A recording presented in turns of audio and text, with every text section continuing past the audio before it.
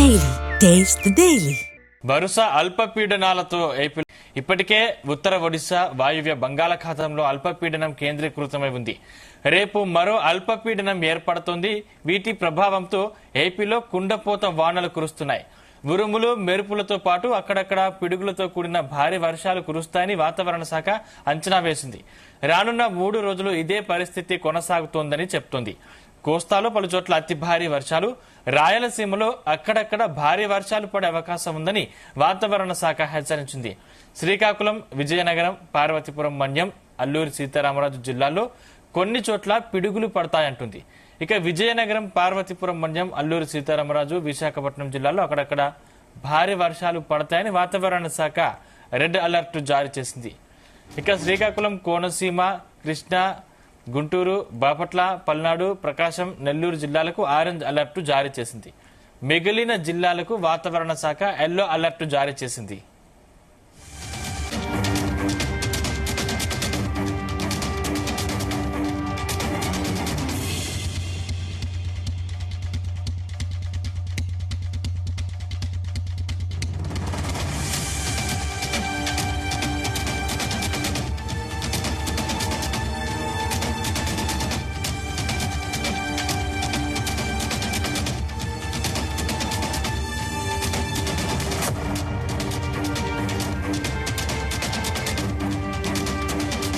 వరుస అల్పపీడనాలతో ఏపీలో రానున్న 3 రోజులు భారీ వర్షాలు కురుస్తాయని ఇప్పటికే వాతావరణ శాఖ హెచ్చరించింది. ఇదే అంశానికి సంబంధించిన మరింత పూర్తి సమాచారం మా ప్రతినిధి రామచంద్ర అందిస్తారు. రామచంద్ర. Sandeep, good morning. వరుస అల్పపీడనాలతో ఏపీలో రానున్న 3 రోజులు అతి భారీ వర్షాలు కొనసాగుతున్న అల్పపీడనం రేపు మరో అల్పపీడనం ఏర్పడే అవకాశం ఉంది. అలాగే శ్రీకాకుళం, విజయనగరం, పార్వతీపురం, అల్లూరు జిల్లాల్లో పిడుగులు పడే ప్రమాదం ఉందని చెప్పి వాతావరణ శాఖ హెచ్చరిస్తోంది. పలు కోస్తా జిల్లాలకు రెడ్ అలర్ట్, అలాగే ఆరెంజ్ అలర్ట్, రాయలసీమకు మాత్రం ఎల్లో అలర్ట్ జారీ చేస్తున్నారని చెప్పి తెలుస్తోంది. చేపల వేటకు వెళ్లవద్దని మత్స్యకారులకు వాతావరణ శాఖ అయితే గట్టిగా వార్నింగ్ ఇస్తోంది. ఏపీలో వర్షాలు విస్తారంగా కురుస్తాయని చెప్పి వాతావరణ శాఖ అంటుంది. ఉత్తర ఒడిశా వాయువ్య బంగాళాఖాతంలో అల్పపీడనం కేంద్రీకృతమై ఉంది. అయితే గురువారం రేపు ఏర్పడనున్న మరో అల్పపీడనం నీటి ప్రభావంతో ఆదివారం వరకు కూడా అక్కడక్కడ పిడుగులతో కూడిన భారీ వర్షాలు విస్తృతంగా కురుస్తాయని చెప్పి కూడా తెలుస్తోంది. ఈ నేపథ్యంలో అందరూ కూడా అప్రమత్తంగా ఉండాలని చెప్పి కూడా అధికారులు కూడా చెప్తున్నటువంటి పరిస్థితి అయితే కనిపిస్తోంది. మోస్తరు నుంచి ఏదైతే తేలికపాటి నుంచి మోస్తరు వర్షాలు కురిసే అవకాశం ఉంది. శుక్ర, శనివారాల్లో కూడా కోస్తాలో పలు చోట్ల అతి భారీ వర్షాలు, రాయలసీమలో అక్కడక్కడ భారీ వర్షాలు పడే అవకాశాలు కనిపిస్తున్నాయి. ప్రజలు అప్రమత్తంగా ఉండాలని చెప్పి ఇప్పటి నుంచే రైతులు వ్యవసాయ పనుల్లో తగిన జాగ్రత్తలు తీసుకోవాలి అని అధికార యంత్రాంగం అయితే సూచనలు ఇస్తోంది. ఈ రోజు అలాగే ఆదివారం వరకు కూడా మత్స్యకారులు సముద్రంలో వేటకు వెళ్లరాదు అని విపత్తుల నిర్వహణ సంస్థ ఎండి ప్రముఖర్ జైన్ అయితే తెలిపారు. శ్రీకాకుళం, విజయనగరం, పార్వతీపురం, మన్యం, అల్లూరి సీతారామరాజు జిల్లాల్లో కొన్ని చోట్ల పిడుగులతో కూడిన మోస్తరు నుంచి భారీ వర్షాలు, మిగతా జిల్లాల్లో అక్కడక్కడ తేలికపాటు నుంచి మోస్తరు వర్షాలు కురిసే అవకాశం ఉంది. రెడ్ అలర్ట్ అయితే జారీ చేశారు. అటు విజయనగరం, పార్వతీపురం, మన్యం, అల్లూరు సీతారామరాజు, విశాఖపట్నం జిల్లాల్లో అక్కడక్కడ పిడుగులతో కూడినటువంటి మోస్తరు నుంచి భారీ వర్షాలు కురుస్తాయి. అలాగే ఆరెంజ్ అలర్ట్ శ్రీకాకుళం, కోనసీమ, కృష్ణా, గుంటూరు, బాపట్ల, పల్నాడు, ప్రకాశం, నెల్లూరు జిల్లాల్లో పలు చోట్ల పిడుగులతో కూడినటువంటి మోస్తారు వర్షాలు కురుస్తాయని చెప్పి కూడా తెలుస్తుంది. అయితే ఎల్లో అలర్ట్ ఉన్నటువంటి ప్రాంతాలు తిరుపతి, కర్నూలు, నంద్యాల జిల్లాల్లో అక్కడక్కడ పిడుగులతో కూడినటువంటి తేలికపాటి వర్షాలు 40 నుంచి 50 కిలోమీటర్ల వేగంతో ఈదురు గాలులు వీచే అవకాశం ఉంది. చెట్ల కింద నిలబడరాదు. అలాగే ప్రజలు అప్రమత్తంగా ఉండాలని, దానికి సంబంధించినటువంటి తగిన జాగ్రత్తలు తీసుకోవాలని కూడా సూచిస్తున్నారు. పెరుగుతున్నటువంటి కృష్ణా నది వరద ప్రవాహం ప్రకాశం బ్యారేజీ వద్ద ఇన్ఫ్లో అవుట్ఫ్లో 4.11 క్యూసెక్కులు కొనసాగుతోంది. మొదటి ప్రమాద హెచ్చరిక కూడా అక్కడ జారీ చేశారు. అయితే ఇవాళ 4.5 లక్షల క్యూసెక్కుల వరకు వరద ప్రవాహం చేరే అవకాశం ఉందంటున్నారు. అలాగే అత్యవసర సహాయక చర్యల కోసం విజయవాడ ఘాట్లలో 5 SDRF బృందాలు కూడా అక్కడ మోహరించి ఉంచారు అత్యవసరాల కోసం. అలాగే దసరా ఉత్సవాల సందర్భంగా అధికార యంత్రాంగానికి ప్రత్యేక సూచనలు చేస్తున్నారు వాతావరణ శాఖ అధికారులు. నది అలాగే ఘాట్ల దగ్గర భక్తుల కదలికలను నిరంతరం పర్యవేక్షించాల్సినటువంటి అవసరం ఉందని చెప్పి కూడా చెప్తున్నారు.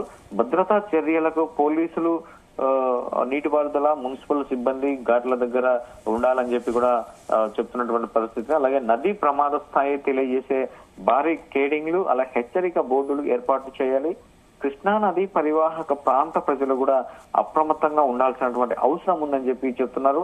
పొంగి పొర్లే వాగులు అలాగే కాలువలు దాటే ప్రయత్నం చేయరాదని చెప్పి కూడా హెచ్చరిస్తున్నారు.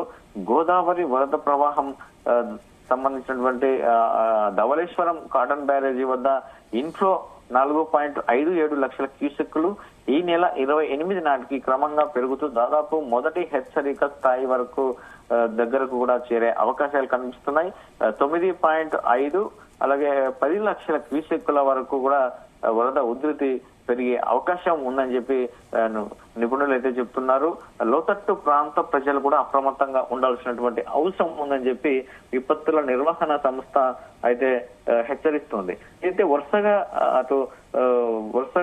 వర్షాలు ఎక్కువ వస్తున్నాయి. అయితే ఇటీవల ఎవరు ఊహించినంత విధంగా వర్షాలు పడుతున్న నేపథ్యంలో అందరూ కూడా అలర్ట్ ఉండాల్సినటువంటి అవసరం ఉంది. ఎందుకంటే గతంలో ఏదైనా కానీ ముందుగానే తెలిసే అవకాశం ఉంది. అలాగే ఈ మధ్య వర్షాలు ఎక్కువగా ఏర్పడుతున్నటువంటి నేపథ్యంలో బంగాళాఖాతంలో ఏర్పడిన అల్పపీడనం ఒడిశా, బెంగాల్ దగ్గర సముద్ర తీరంలో తిరుగుతూ ఉంది.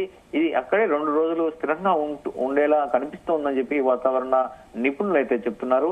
దీని ప్రభావం ఆ 2 రాష్ట్రాలతో పాటు ఆంధ్రప్రదేశ్, తెలంగాణపై కూడా ఉంటుంది. ఇవాళ ఇది గంటకు 44 కిలోమీటర్ల వేగంతో తిరుగుతుంది. మరి దీనికి కారణంగా తెలుగు రాష్ట్రాల వాతావరణం అయితే చాలా డిఫరెంట్ గా ఉంటుందని చెప్పి కూడా తెలుస్తోంది.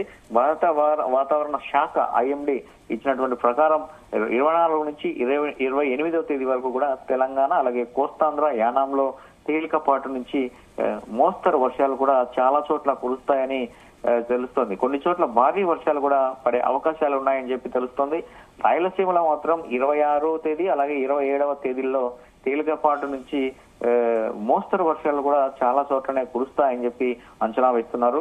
కొన్ని చోట్ల మాత్రం భారీ వర్షాలు అయితే పడబోతున్నాయి. అలాగే 26, 27 తేదీల్లో తెలంగాణ అలాగే కోస్తాంధ్ర, యానాంలో అతి భారీ వర్షాలు కూడా వెరీ హెవీ రెయిన్ ఫాల్ అయితే ఉండబోతుందని చెప్పి కూడా చెప్తున్నారు. ఒక 5 రోజుల పాటు ఏపీ, తెలంగాణలో గాలి వేగం గంటకు 30 నుంచి కూడా 40 కిలోమీటర్లు ఉండబోతోంది.